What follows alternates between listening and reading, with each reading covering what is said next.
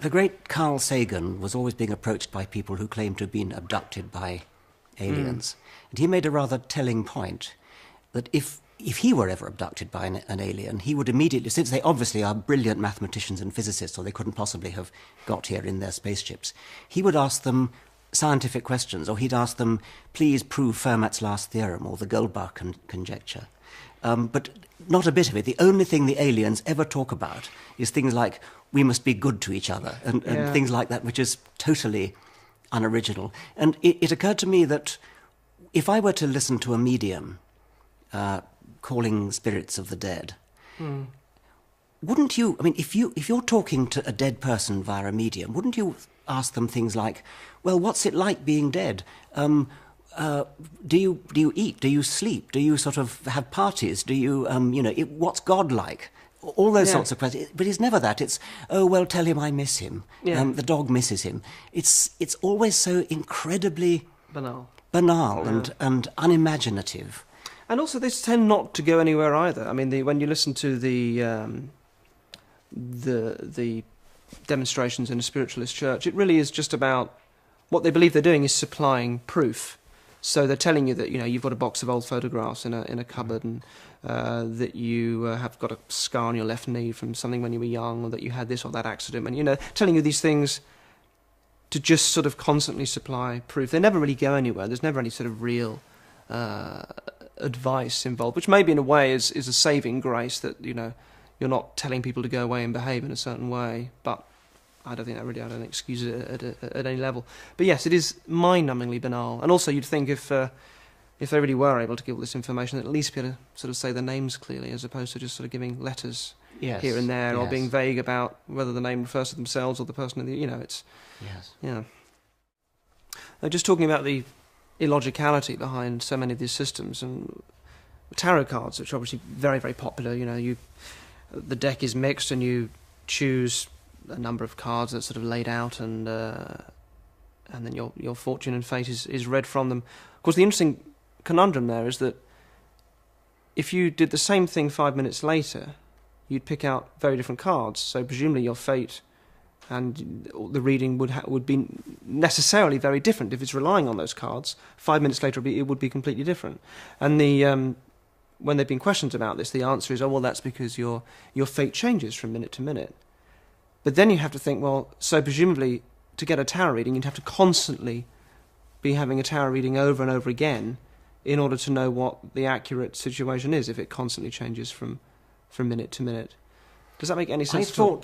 I thought they claimed that the act of shuffling was somehow guided by the spirits, so that the right 5 cards come to the top of the pack. That's true, but the right 5 cards, if I'm a tarot reader and we shuffle and the 5 cards come out, and those are the 5 cards that dictate your fate, that's great. And if you went away at that point, that's fine. I've told you your fate, and I've told you everything about yourself and your past, present, and future. But if you said, let's do it again, if you said, great, can we just do that one more time? Would you not expect the same cards to come out, because if it's fixed? It's a good question. And if there are other ones, then wouldn't we, But they say, well, it's because your fate constantly changes. Each time you deal the cards out, your fate changes from minute to minute. So the only answer for you is you'd have to consistently go back. Yes. When would you stop? When would you have the correct one? I don't understand that at all. Yes. One of the psychics that did tarot cards for me shuffled the cards. Did she shuffle them? I can't remember whether I shuffled them or whether she shuffled them.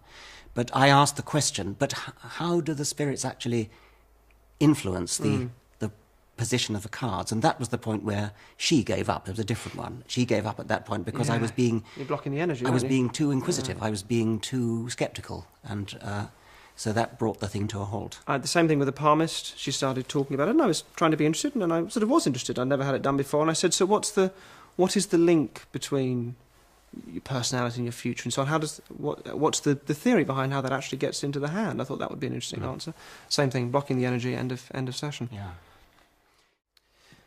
I think from psychics to spiritualists to palm readers to graphologists to astrologists, the expert in question is either just simply deluded and naive, or they're using a skill called cold reading, which is a way of communicating information to somebody where it sounds like they know everything about you, and they can reveal facts seemingly about your life and describe your character in a way that you'd be amazed by. Whereas in fact, it's a linguistic trick, or a set of linguistic tricks, where they're saying words and you're constantly supplying the meaning yourself, but it can be very convincing.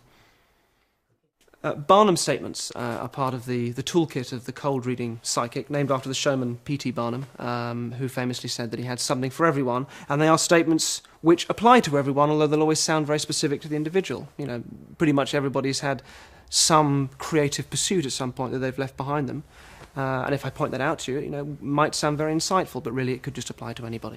It would certainly work for me. Me too. Hey.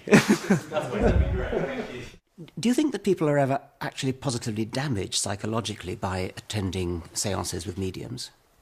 I think there are certainly rare cases, maybe not that rare, of people who get quite addicted to it. You know, if you've lost someone that's very dear to you, it's an ugly situation where if you get addicted to a charlatan or a number of charlatans on stage, if you go to every medium show you can because you want to reconnect with someone you've lost, I think that's damaging. I think I remember reading. This was told to me by a friend of a woman who'd been to a rally given by Doris Stokes, who was a famous medium a little while ago. And what Stokes' people would do is they'd go to a new town and they'd have any number of letters coming in from people desperately wanting Doris to get in touch with someone they'd lost. So Stokes is turning up she's got all the information, she doesn't have to really do any cold reading at all. It's called hot reading. It's known as when you know the information up front. But what they'd also do is they'll go through the papers and find any stories of, you know, accidents or where people have been lost. And this woman got a phone call from Stokes' people saying, we know that you've... that Doris has... she's got a message for your son. You've lost a son in an accident, is that right? She said, yes, it had been in the papers. It was quite a well-publicised thing. Well, she'd like to give you a message from her son, from your son, so would you come to the rally? And this woman, well, she can't just give me this message on the phone. Well, no, she'd really like you to come to the rally where the spirits are. Okay, so this woman turns up, and they also said to her on the phone, would you wear like a red top or just something so she knows to identify you, so she knows where you are? We've got you a really nice seat near the front. So this woman turned up, a bit sort of bemused by the whole thing, but thinking, okay.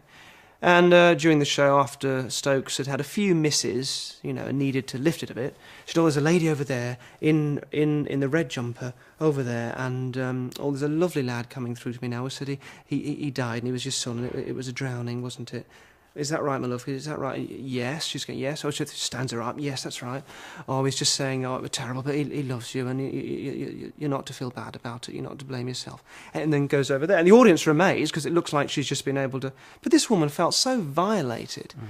It was such a transparently... Why didn't she blow the whistle? Why didn't she spill the beans? Because she's in front of...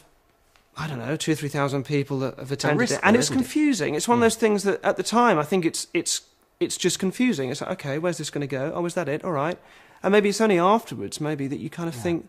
But she could have written a letter to the local paper or something. I don't know. I don't know what she did, as it was a friend of hers that told me the story. But I think there's no doubt that for a lot of people, because it really isn't always that convincing, it can be very ugly. Actually, even if she had blown the whistle, I've just remembered a story of James Randi about how he unmasked a psychic who was using he had a earpiece, right? And he had somebody talking to him by radio, who was feeding him information that he was getting from the back of the room. Mm. And Randy actually got an engineer to intercept the radio frequency, and so he actually had a film which was shown on national television in America of this bogus psychic.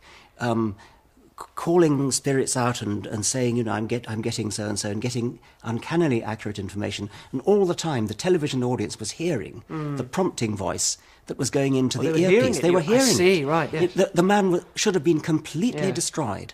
And what happened, he went on with his career as if nothing had happened. It's as though people just don't want to know.